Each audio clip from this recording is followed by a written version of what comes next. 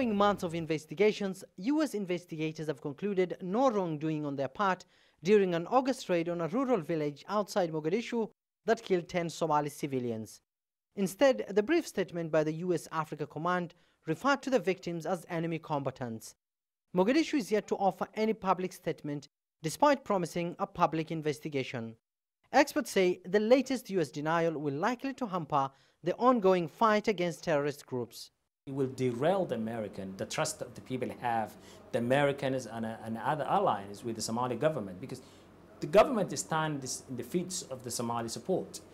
If the government doesn't get support of the society, the international partners will not help with that much. The incident sparked a national debate, with families refusing to bury the dead for days. The attack also reignited the issue of civilian casualties and raised serious concerns regarding Mogadishu's cooperation with Washington in crushing armed groups in the country. According to aid groups, close to 10,000 Somalis have fled the latest U.S. strikes. Washington has so far conducted 30 aerial strikes this year against militant targets in south-central Somalia and the Puntland region.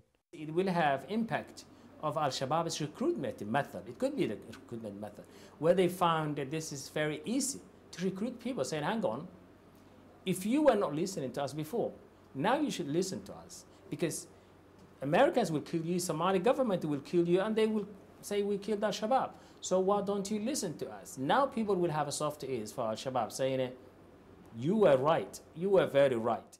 Top U.S. officials claim that these aerial attacks are carried out in support of federal government. But the latest attacks are seen just months after U.S. President granted the U.S. military broader authority to carry out strikes in Somalia against Al-Shabaab and pro-ISIL militants in the north of the country. Somali officials say that they enjoy close cooperation with their allies in countering terrorism. And as hundreds of militants continue to flee the air and land offensive that's currently being mounted, questions are being raised regarding the current approach and whether Washington needs to change its approach if it seeks to gain public trust in its fight against the militant groups. Abdulaziz, Billow, CGTN, Mogadishu, Somalia.